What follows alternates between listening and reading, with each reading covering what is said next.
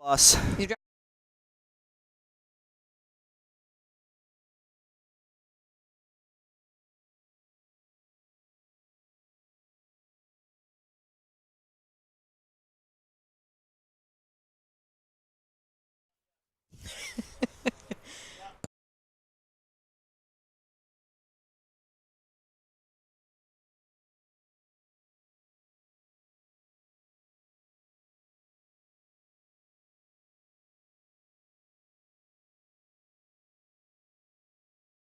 In Darien, and for Eric Gendron, we are going in 3, 2, 1. Hersam Acorn newspapers, publishers of the Greenwich Post, New Canaan Advertiser, the Darien Times, the Ridgefield Press, the Weston Forum, the Wilton Bulletin, the Reading Pilot, the Lewisboro Ledger, the Monroe Courier, the Eastern Courier, the Trumbull Times, Fairfield Sun, Shelton Herald, the Stratford Star, the Milford Mirror, and the Valley Gazette. Hersam Acorn and HANradio.com. The leader in local news, sports, arts, and entertainment in southwestern Connecticut.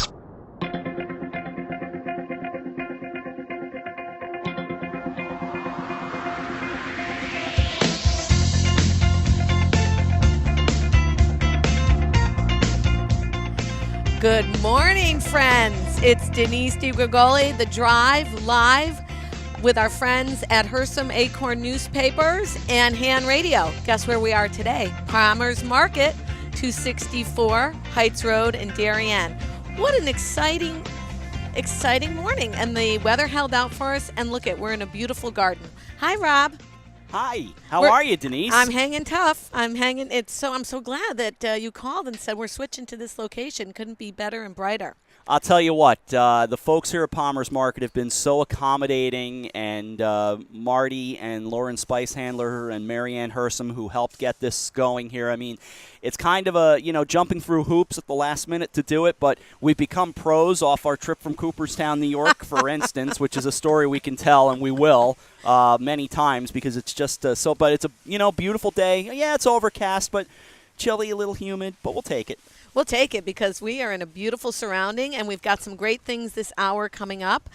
I do want to say that The Drive, for those of you that are new to the show, is about purposeful living, motivational, intelligent talk with a little good humor. And today we're going to talk about corporate wellness. Now that seems like a big scary word, but it's a new word that is given a lot of attention. What does that mean? Many corporations are taking into consideration their culture and how they handle their resources and the individual needs and the diversity of the people within those corporations, right? Happy employees, productive employees make a better bottom line. And I could not think of a better person to be with us today than Dr. Leonora Rhodes, who is an author, coach, physician, neuroscience expert, and a corporate wellness consultant. Good morning, Dr. Leonora. Good morning, Welcome. Denise. Thank you so much. And thanks for joining us in the garden at Palmer's. Tell us a little bit about what today's corporate wellness picture looks like. Yeah. Well, probably 5 years ago, there weren't many corporations jumping on the corporate wellness bandwagon, but in the last 5 years, there's been a real explosion, mainly in the bigger corporations who are really starting to realize that helping their employees improve their health and general well-being is not only good for the employees, but it's good for the business too. And Arianna Huffington's book Thrive was one of the things that kind of led to that sea change that came out. I think it was last year. And she's so influential and so well known that I think people really started to kind of take notice and listen beyond the very big corporations. I mean, corporations like IBM and Facebook and Google have been doing corporate wellness for over 5 years, but it's starting to really spread now. So corporate wellness in the past was traditionally physical activity. We've known for years they've had programs like Weight Watchers built into large corporations, and also, of course, healthy eating. Now it's a little more full circle approach with new terms, social well-being, financial well-being, physical well-being, community well-being. Tell me a little bit about I know you're in the corporations as a well-being consultant. What does that mean?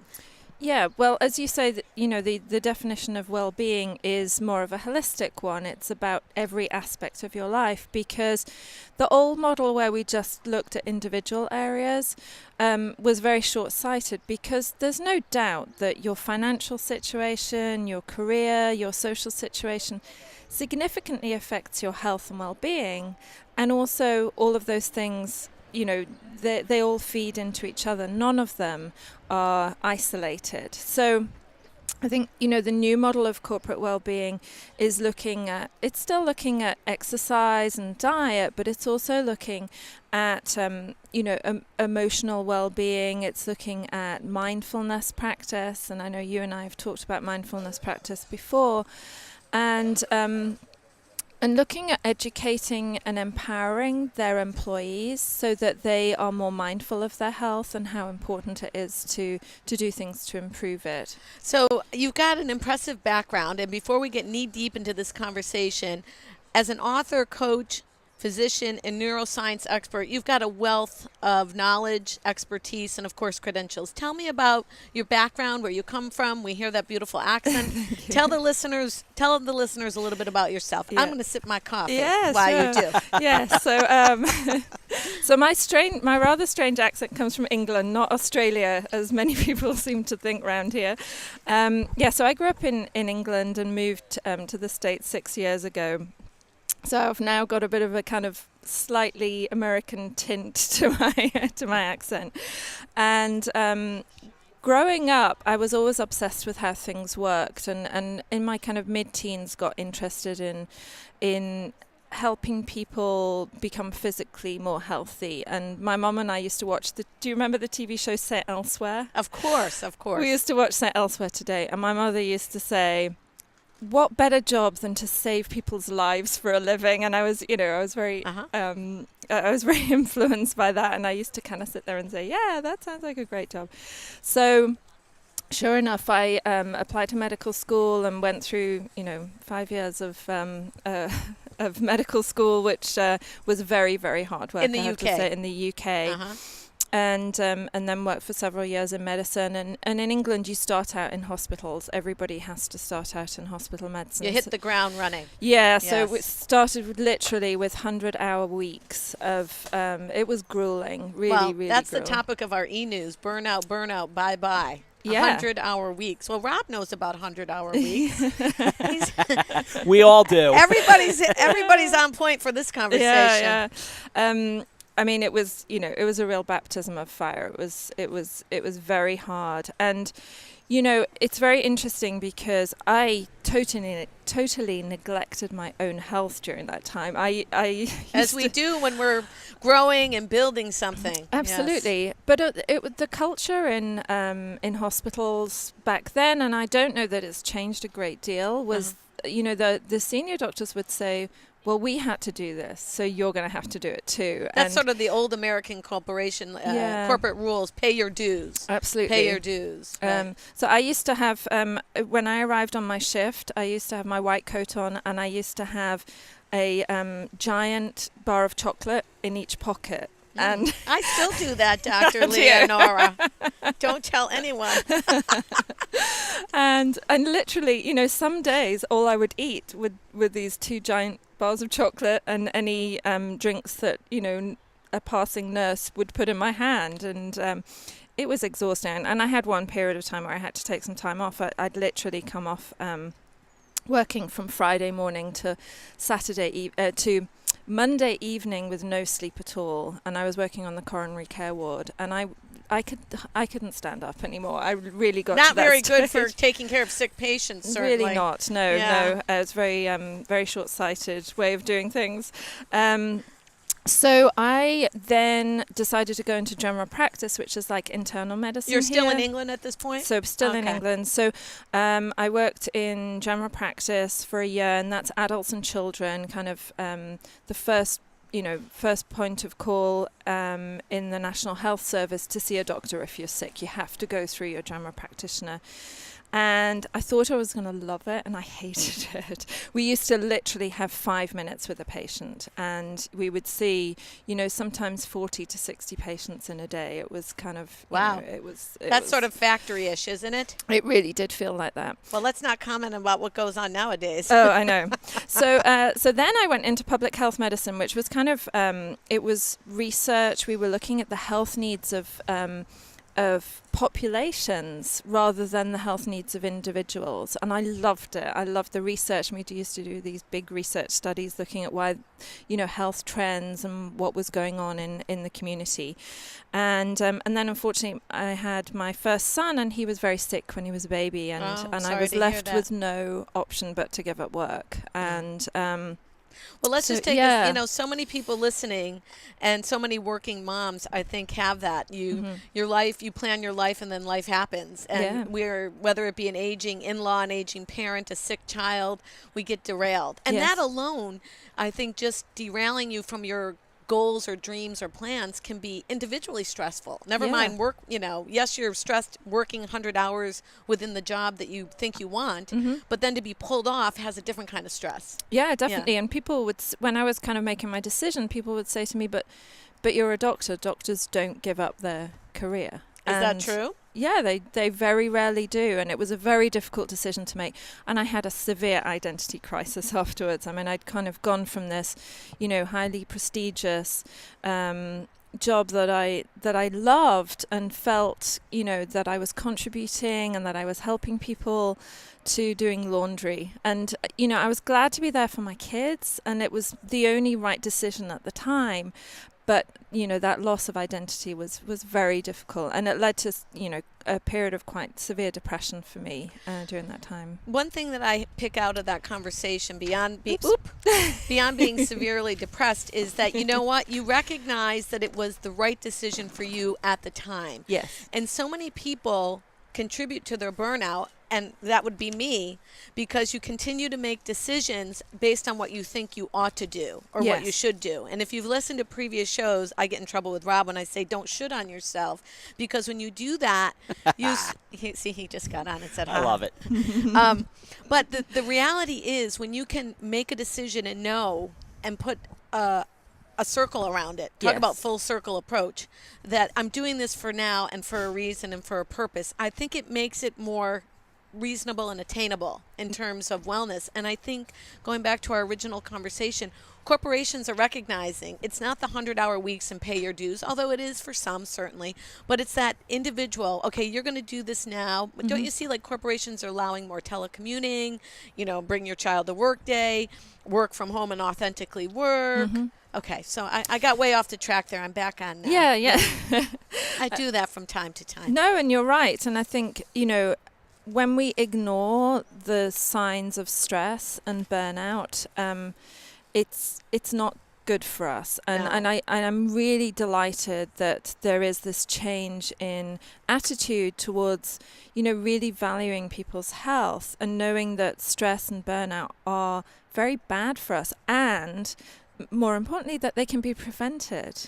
So we all sort of intuitively think we know the downside of stress and burnout, but as a doctor, tell us the points. Give us 5 or 6 points. What really happens in stress and burnout? And I know all my colleagues at Hersam are listening, because we all have a little bit of that here, trying to build new things. Sure, yeah. So the first thing to say is that not all stress is bad for you. Okay. Stress is the reaction that our body has to events in life. It's kind of the work response. So, something happens and we have to respond to it. That's the stress reaction. And the stress reaction goes back to when we were cave people, and it was essential to our survival back then. If we experienced an event like we got attacked by a tiger, or there was a fire that went out of control in our camp, we needed to react to that. We couldn't just sit and chill out and kind of watch it happen. And we wouldn't have survived very long if we'd been like that.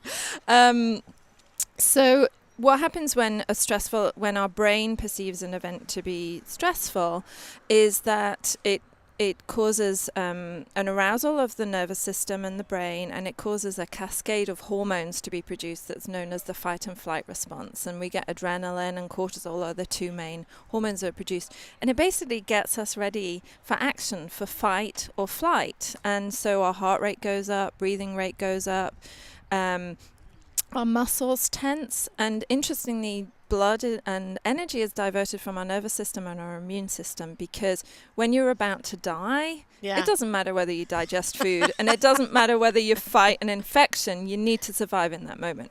Right. So this reaction is great if we're in a real stress situation where our life we're cavemen. Or we're cavemen, right? Which, most of us are not anymore. Thank And but the problem arises today because of this, stress being about our brain perceiving a threat. It's not necessarily something that we should be reacting that way to. So, sometimes we get stressed just because of a thought that occurs to us. It's kind of like slamming the brakes on way too much. Absolutely. That's a really great analogy. And so chronic stress, we're meant to be in this stress state for very short periods of time when we really need it. But we find that we're in that state for long periods of time. We've become a chronic stress society. Yeah, absolutely. And it causes all sorts of health problems. I mean, it increased. There was an article just this morning saying that chronic stress and depression doubles your risk of stroke. Wow. And that's a huge contributing factor to the death rate in America. Absolutely, Heart issues. Yeah, heart and stroke is the top. The top. Cardiovascular disease is the top killer in the US still. And so, the list of illnesses and symptoms that stress can cause are, it's a very, very long list. I don't want to bore you with that. But most illnesses are made worse by stress. And stress is often the thing that precipitates an illness coming on. So it's really not just about trying to find ways to reduce the chronic demons that create the stress. Yes. And we used to say, just exercise or eat better or sleep more. Now it's a little bit broader. So tell me what you're doing with the corporations you work with. Actually, we're going to take a quick break. And when you come back, we're going to talk about the corporations and the cultures you see and what you're doing to help them. And I'm going to chime in with a few corporations I know locally that are doing great things for their culture and their people. We're back. It's The Drive with Denise DiGrigoli and Dr. Leonora Rhodes from Palmer's Market. See you in a minute. Breaks, sprains, injuries, and pain can now be quickly and expertly treated at Coastal Ortho Express in Norwalk. Why wait hours in the ER? Save a trip and save money going straight to an orthopedic specialist at Coastal Ortho Express Urgent Care, 203-845-2070. No appointment necessary. Coastal Ortho Express Urgent Care, open Monday through Saturday in the iPark building at 761 Main Avenue in Norwalk, or call 203-845-2070. Fast! Healthy, confident smiles begin at Stratford Orthodontics. Conveniently located on Main Street, we are Stratford's hometown orthodontist.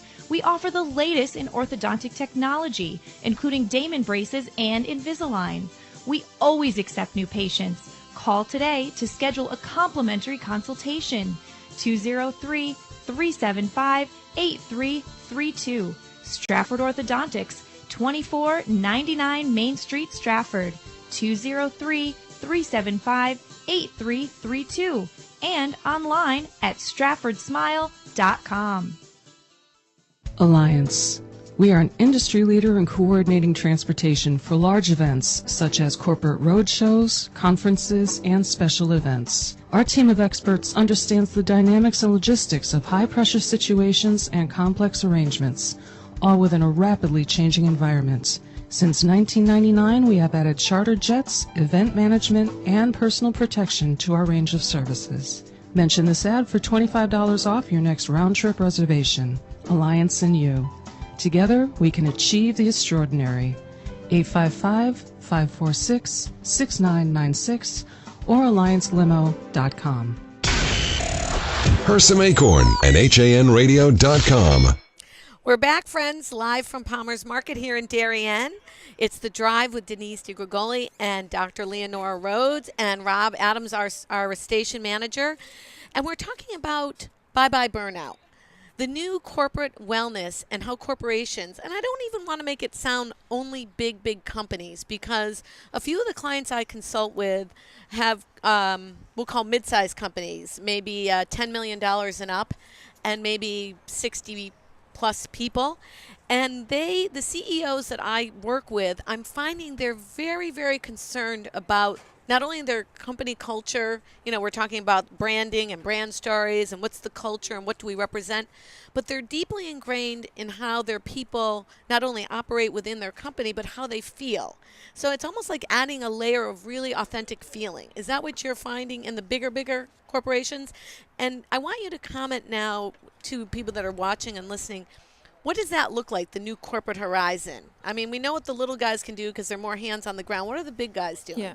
Well, I think to go back to the first thing that you asked, I think leaders are recognizing that their employees are assets. They're not just, they're not just somebody who comes in to do their 9-to-5 job. That, especially with professionals, when you invest money in training them and bringing them into your company, it's really important that you invest in that asset and help that asset grow, as it were. And I think, leaders are really starting to appreciate that. My husband's a CFO of a company, and when I was starting to think about going into corporate wellness, he said to me, you wouldn't believe how expensive it is if we have an employee that's chronically sick. Yeah. It affects the whole team. We also lose their productivity. Things get lost, things don't get done. And then if an employee leaves, it costs us a huge amount of money to replace them. And you also have about 6 months where you really don't have anybody doing that job at that particularly level. well. Yeah, absolutely. So there's a huge cost to businesses if they ignore, chronic health problems, and also feeding into that kind of employee morale and retention. Employees who feel that their employer values them and invests in their well-being are much more likely to stay. Yeah, we know that it's not always about titles. It's more about how they feel connected to their tribe. Exactly. And I know that's true of many of the organizations I work with. I think when you feel connected to the tribe and appreciated and supportive, you give more. It's not necessarily about, as Randy said a few weeks ago, the W-2.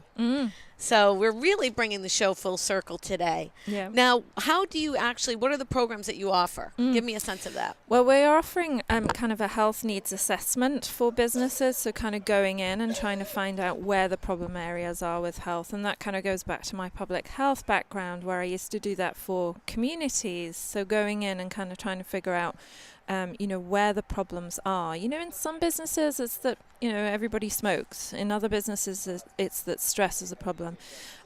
We did a seminar at a bank recently, and apart from the boss, nobody else in the employees, there were 10 employees there, nobody else exercised regularly. So that was a big problem in that, in that branch of that bank. So it's important to know what the specific problems are. And then we're offering kind of multi-level health education seminars, workshops, and programs that can kind of run over a whole year. And, with corporate wellness, you don't get much change with just one seminar. And it really needs to be about, like you mentioned earlier, about changing the culture of the business so that health is really valued highly in the business. And the dialogue that goes around well-being. I have consulted with companies that perhaps aren't into exercise or putting that as a priority, although they want everyone to leave at 5 so that they can go home and have family time. And so some of the things that we've been working on with them is, like, it's great to let everyone out at 5 if they've had a really productive day, but then maybe putting certain things in front of them as like a menu of opportunities. Other corporations will say, we have a budget for wellness. It's becoming an important thing to us, Denise. but we can't make people try these programs. They have to be electives. And so how do you get the culture to kind of shift and see the value in that other than trying it? So, well, I think that's where the education piece comes in. I find it really fascinating when we do seminars in workplaces, when I kind of explain the science behind why we should be worrying about stress, and the science behind stress, like we just talked about, and about peak performance, and about why sleep's important, about why what you eat is important, why exercise is important. People start to then change their thoughts. you see the light bulb go You off. really do. Okay, yeah. so let's just take a little side road here. Why is sleep important? Well, our brain needs between 7 and 8 hours a night to function. You And hear that, Rob? 7 to 8 hours a night to fun. I'm back on you. You too, Marty. I've just finished listening to this great course on sleep. It was really fascinating, and one of the things that kind of really struck me about it was that it said in that while we sleep, it's like a cleaning crew come into our brain. Whoa. And they get rid of all the garbage that's built up during the day, and they kind of put everything back neatly in place, because during the day, as we're going about our life and doing things and getting stressed, chemicals are kind of flowing about our brain, and they're sometimes ending up in the wrong place. So Right. while we sleep, it's like everything is put back to the baseline again. So sleep's really, really important. You know, Ava's pediatrician once said to me, and we were talking about trying to get on a regular nap schedule, sleep makes brains, and they need their sleep. And so that sort of piggybacks what you just said, right? Yeah, yeah. And sometimes I know me, if I've got things that I want to get done, or, building the next whatever project I'm working on, I will take it well into 1 o'clock and try to be like, Denise, you are just not serving yourself well or anyone else. And so I think when you have a work ethic that's a little crazy, you need to be told by someone like you, listen, that's counterproductive. Okay, Yeah. what was the other thing you said? Sleep, eating.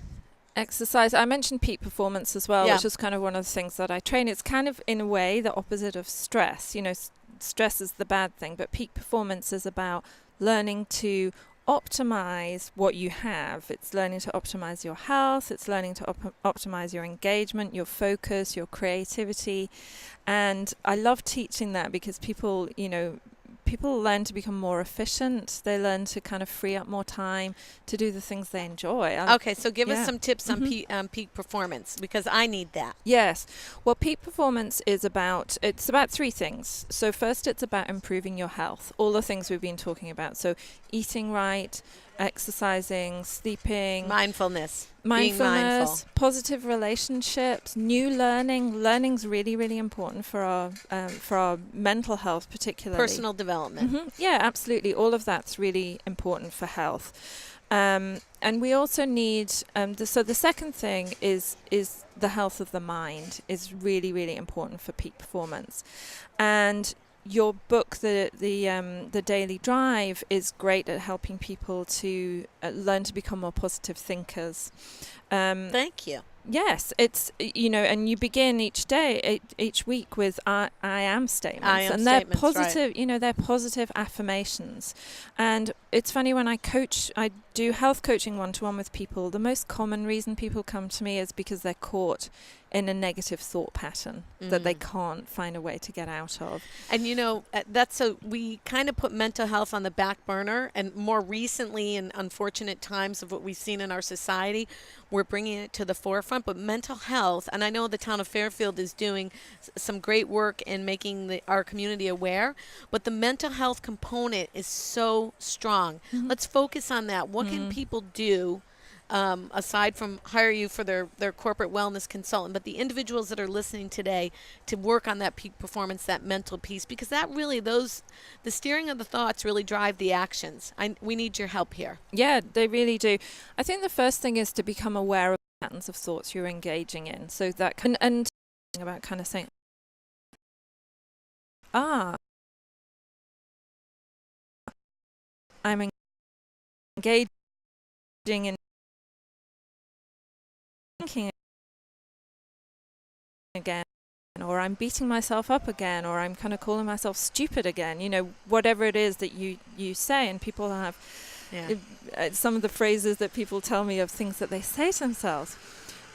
Then the next step is to challenge it, to kind of say, is that really 100% true? And most of the time it's not. Right. If it is, then maybe you need to do something about it. But most of the time it's, if You're not really stupid. Exactly. You wouldn't be doing the job you're doing if you were literally stupid. Yeah, and there Right. aren't many people who are really stupid. Right. Thank heavens. Yeah, and so to start challenging that thought, and the daily affirmations are one of the kind of things that do that. When I work with people one-to-one, I help them build a mantra, which is usually 5 to 8 positive affirmations that they repeat daily to overcome that negative thinking, because negative thinking is just a habit. Right. And what about when you are working in a group or a team or whatever position you have, or even within your own family structure, and you're feeling criticized and you're feeling maybe disrespected, and your sense so that brings down your sense and your productivity because you're distracted by what someone might think of you. Yeah. Talk about that for a minute, because that's equally strong in our society. It is. Now, some of that you can influence, and I think, if somebody is making you feel that way and it's appropriate to say something, then you should say something. I was working with a woman recently who was basically being really badly bullied at work. She's like a 60-year-old woman who's being bullied by one of her peers. I mean, it was outrageous kind of playground behavior. And Outrageous playground behavior. You're so on it. Go ahead. It was horrifying to hear what this woman was doing. And but she hadn't spoken up. Right. And I said to her, write down what you're going to say to this woman. Practice it, so that when you have the conversation, you're not in that fight and flight mode. You're in a calm, controlled, conscious mode. So you're not kind of speaking. And I want to just sidetrack here. That's why I'm so hip on writing things down. Back to your caveman days. We also learned the fight and flight mode, but we also, before we spoke, we doodled on walls with fingers and berries before we spoke. And so when you write things down, you have a sense of clarity. You have a sense of rehearsal. You have a sense that you can change. You can opt in, opt out.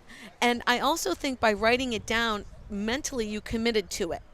And you're more prepared, right? Yeah. And so I think that the writing it down is incredible advice. Yeah. That we take for granted because we're. I know, and I think that part of the problem is that when we are stressed, we kind of revert to unconscious processes that don't necessarily serve us well. Right. 95% of what goes on in our mind is subconscious. Right. But a lot of that subconscious information is plain wrong. It was never right in the first place. You've heard it from a doctor, folks. Plain wrong. Yeah. That's important because we believe some of the things we tell ourselves. And you are a neuroscience expert, which I want to know what that means in a minute. But I'm guessing that means you have an extreme background when it comes to neurology and the science of the mind. Am I right? Well, I was a developmental pediatrician, and in developmental pediatrics, in order to learn what's abnormal, and by abnormal in developmental pediatrics, we're talking about autism, ADHD, learning disabilities, and other brain disorders. So, that was kind of where I began my neuroscience career. And so we had to learn, what was normal and then what was abnormal. So, so I learned a lot during that. But when we moved to the States, I trained to be a neurotherapist. Okay.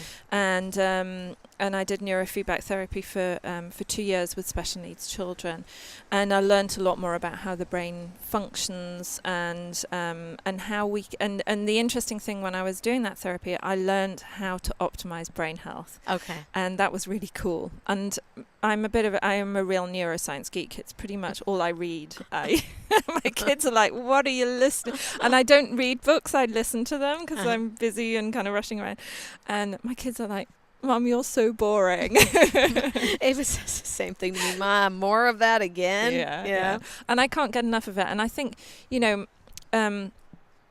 like space and the deep oceans, the mind and the brain remains one of the great frontiers, that there is so much more to learn.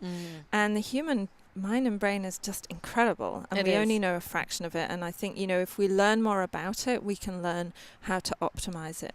House full circle back to wellness in the workplace. Okay, so now you're helping people with the performance, peak performance, stress. What's the last one we were talking about?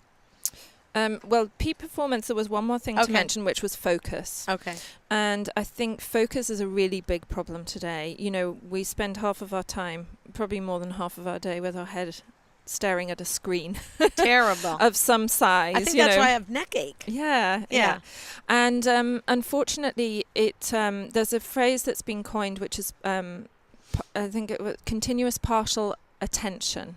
We have deficit in attention. Yes, where we very rarely focus on anything for a decent period of time. And what we know from neuroscience is that in order to perform a task at a high level to our best potential, we need to be focusing for a period of time before we can get there. So what is that period of time? Is it 10 minutes? Is it 5 minutes? It kind of depends on the person and it depends on the task. Okay. If it's a task... Someone like me, what do I need? Well, it depends on, if it's something you've done lots of time before, if it's almost a habit, you can get into it much quicker. Right. But usually I would say, between 5 and 15 minutes to really get fully engaged in a task.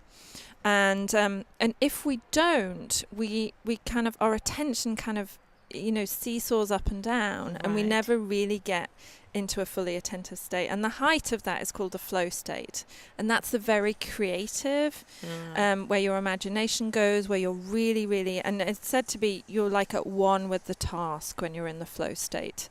And for those of us that have been in flow state, especially those of us creative, when you're there. Absolutely. And you strive for that. And when you don't get there, you almost feel defeated. So how do you help people focus?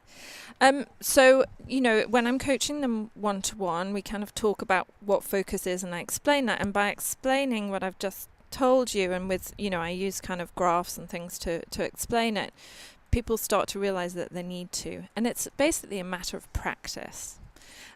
Practice focusing. Yeah, absolutely. As you'd practice anything. Yeah. Stretching the mental muscles. Yeah. And, like in your daily drive book, I think, another thing that can really help with focus is being very clear about what you want to achieve in the day at the beginning of the day. And then what I call segmenting your time. So setting aside blocks of time when you can focus. And if you're not used to doing it, it's really hard at the beginning. You get distracted by the slightest thing. But if you practice, if you kind of persevere and practice, you do get better at it.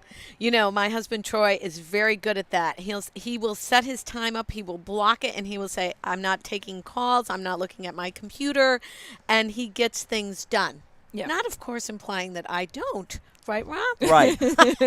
Absolutely. Listen, friends, I forgot to mention 203-442-9055 is our call-in number. You can tweet us at Han Radio, and we will answer your questions with Dr. Leonora Rhodes. We'll be back and in 1 minute. And to be exact, it's Hersam Radio on Twitter. Oh, excuse me, Hersam Radio on Twitter. Focus, Denise. And it is Hersam. Hersam. Focus. We'll see you back in a minute. Thanks, everyone. What a great show. Did you know that taking dance lessons is a great date night idea? Arthur Murray Grand Ballroom of Greenwich is a fabulous place to learn to dance and meet new people. Located at 6 Lewis Street, our studio is staffed with professional instructors ready to teach you salsa, waltz, rumba, hustle, tango. There's a dance for every season. And we are rated #1 on the Knot.com. We are the wedding dance specialists. Take advantage of our new student offer, only $49. Call 203-769-1800. Visit us online at arthurmurraygreenwich.com. Does advertising on HANradio.com work? Just ask Coastal Orthopedics. They ran spots with us, and within 24 hours they had 21 walk-ins and 8 calls to their new immediate care center. To advertise on HANradio.com, call 203-417-5199 and ask for Marianne Hersam. You're listening to Hersam Acorn Radio. Okay, we're back. That was a short one. Welcome back. So we've talked a lot about how we help others, and we sure do. What do you do in your spare time to relax? So I exercise. I try and exercise most days, and even like this morning I didn't have much time because I was coming out to this. but I got my weights out. I did some abdominal exercises and some weights, and partly just to get the blood flowing. And you know, this is something I learned from Tony Robbins. I trained as a coach with Tony Robbins, and I saw him live about 3 years ago, and it really struck me.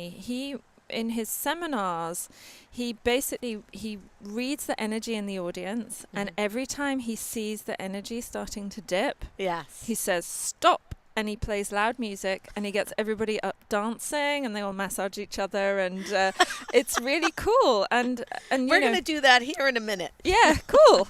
Can't wait. We are? That snapped me back to life. And I think, you know, doing a little bit of exercise every morning, even if it's just kind of running up and down a few flights of stairs, or rebounding on a rebounder, or just getting moving, is really, really important. It gets the blood flowing through the body into the brain. And I try and meditate most days in the morning. I do the daily drive for 9 minutes in the morning. Yes. My little active meditation. Yeah, absolutely. I can't completely sit with my eyes quiet, and that's why I sort of invented that book. But I wanted to also say that other people have different ways of exercising as well. We're going to talk about that in a minute. So what's important to them, but we want to know how you relax. Yes. So one of my favorite things to do is to go for a walk with a friend, and especially now that it's the spring, I've started kind of, you know, calling friends and saying, do you want to meet up for a coffee, or I'd prefer it for a walk. And it's just lovely. You just kind of, you know, you get the blood flowing, you're getting some sunshine, and spending time with a good friend. It's kind of one of the most relaxing things. I did the kitchen tour in New Canaan yesterday. That sounds exciting. Yeah, it was really fun, and I did that with a very good friend, and it was just such a lovely, relaxing day. We really had a good time. With my family, you know, we try and get outdoors too. We love kayaking together. And we watch quite a lot of television together. I have teenagers now, and as they get older, it gets harder to, you know, we used to play board games. And gone are those days. I know that for a fact. Yeah, definitely. But, you know, now we kind of have our favorite comedy shows, and they're just like 20-minute shows that we all come together and watch. And having meals together is important for us as a family. I try and do that as much as possible. And phones are banned at the dinner table. It seems like we live very similar lives, Yeah. because we too like comedy, and we too have no phones at the dinner table, and we try to eat together as much as possible. And I think laughter is a really great tool for relaxation and for therapy. And you know, when you laugh, you produce endorphins. And I was reading a book yesterday that said there's a study that shows when you smile, even if it's a forced false smile, you produce endorphins in your brain, the happy chemicals. Yeah. Isn't that cool? I always say, you know, the show is about adding a little bit of humor, because life can be so stressful to watch at times as an observer, not only as a participant, that you must find the humor in everything whenever possible. Not to make fun of something inappropriately, but to find the humor, or to make you know, I'm always sort of making as much fun as I can in and around what I do for a living, and even at home, to kind of lighten the load. Absolutely. Lighten the load makes a good sense, doesn't it? And like we were talking about before about positive and negative thinking, you know, the neuroscience research on positive thinking and also, you know, on laughter and things like that, is that it's really, really good for your brain. So it's kind of win-win all around.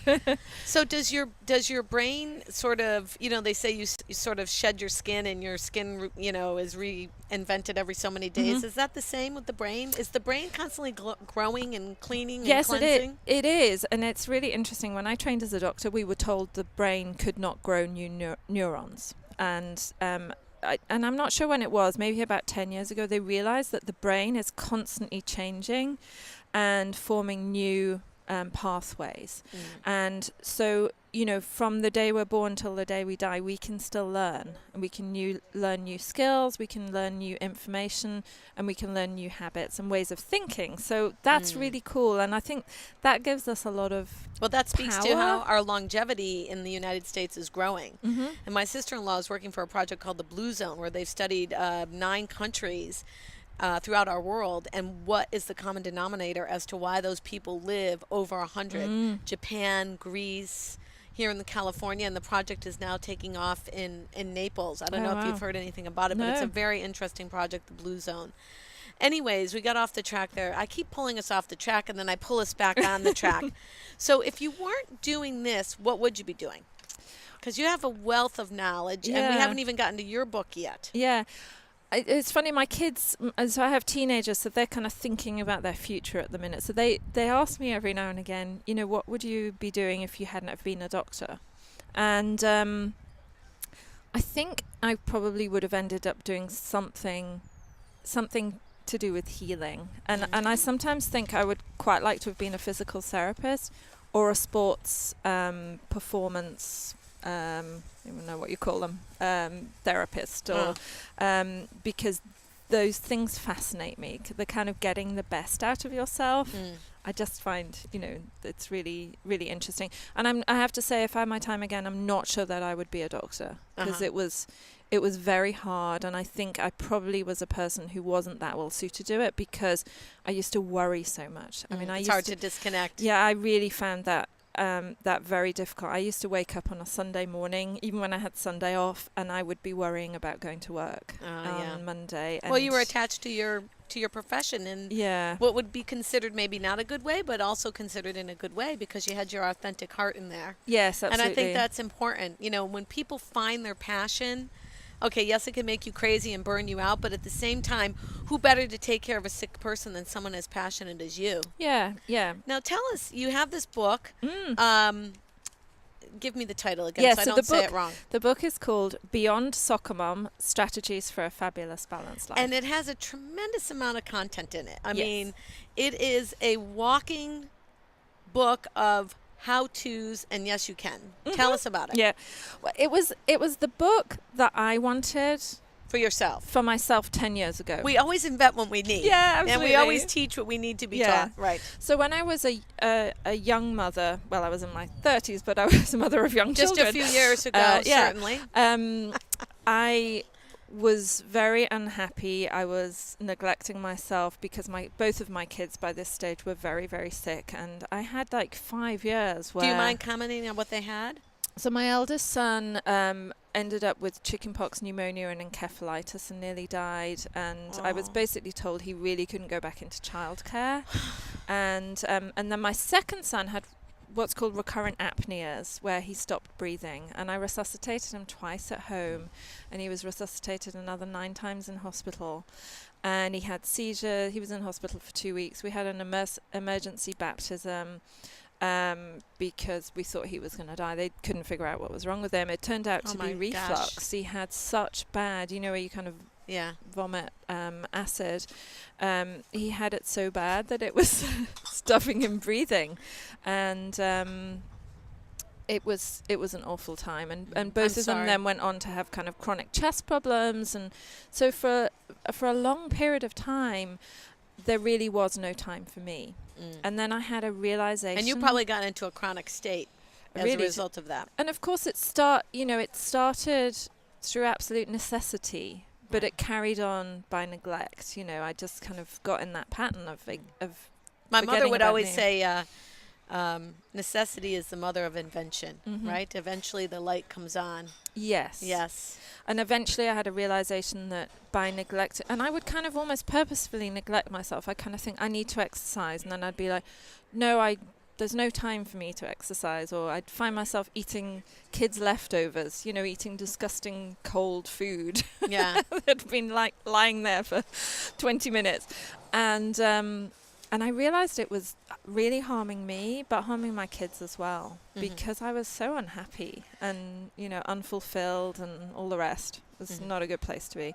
So the book is it's a very comprehensive self-coaching guide for mothers who find themselves not necessarily in that very severe state, but just kind of thinking, what about me? And I meet so many women that are just like, you know, I do everything for everybody else, but at the end of the day, I just realize I haven't done anything for me, and that I don't know where my life is heading.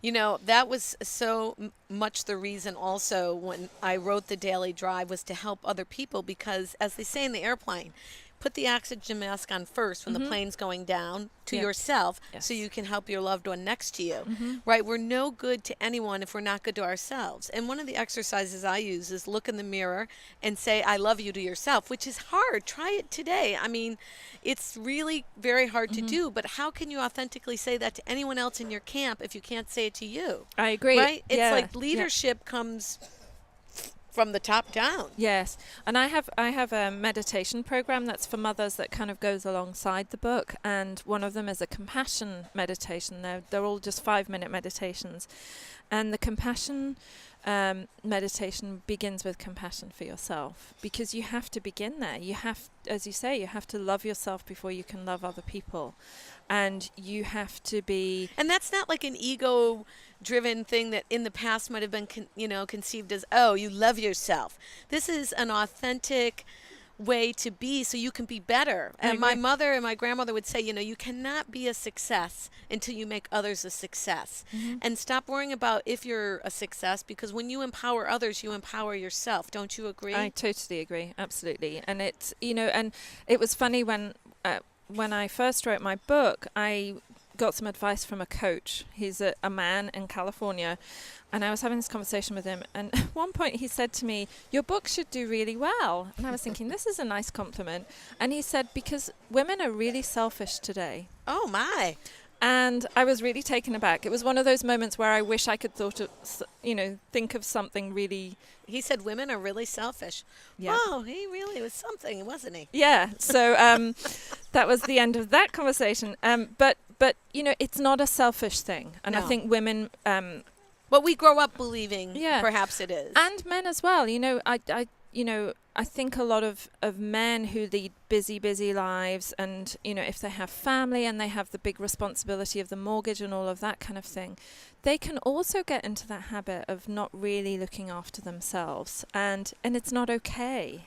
So we're coming down to the tail end of our show, and I always like to leave our listeners and now our viewers, because we're live stream on YouTube, with some valuable things that they can do for themselves to steer it forward, to drive it forward, to bring mindfulness, purpose, and self-satisfaction into their lives. Of course, creating success for others and therefore creating success for themselves. Do you want to give us 3 things? Okay. I like things in odd numbers. Yeah, fair enough.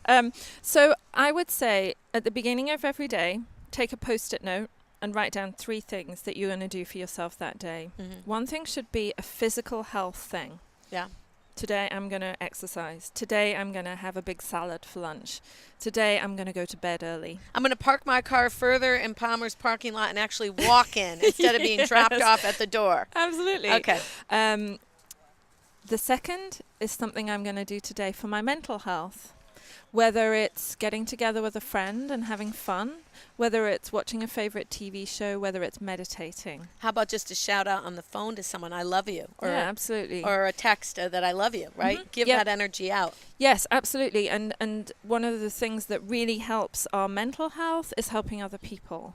And it always makes me sad when people don't want to reach out and ask for help, because the helper gets as much help. Right. The giver and the receiver. Yeah. Okay, so Dr. Leonora Rhodes and I are really big into our wellness, your wellness, and you can find her at, please give your website. It's wellbeinginyourworkplace.com. And I'm at denisesdailydrive.com. This is the Drive live Fridays at hersamhandradio.com. You can connect with me there if you have an interesting topic or would like to be on the show, or a comment or a question. We'd love to hear from you. Thanks again, guys. Rob Adams, Marty Hersam. Klinsky. Okay. Close enough. Close enough. That was a tough one. Now you got me off track. Eric Gendron. And Jonathan. John Kovach. John Kovach. John. And Marianne Hersam's Marianne here. Hersam. The whole gang's here today. The whole gang is here. What a way to start the summer. I mean, this was a good show. It was a great show. It's fun to be outside, too. And we pulled it together, right? We did. It sort of well, for me last minute, maybe not you guys. No, for us last minute, but that's okay. It worked. We're going to see you next Friday. Thanks, guys.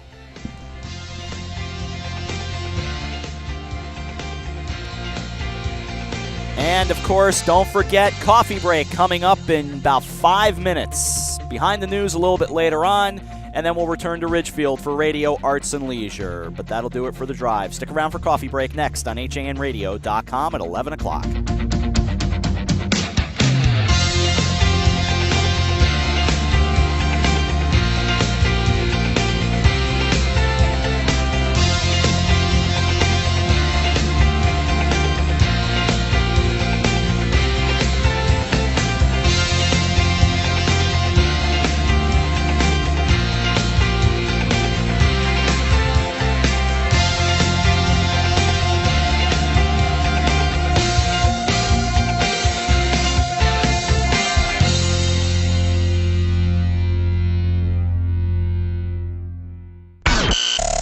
Hersam Acorn and HANradio.com.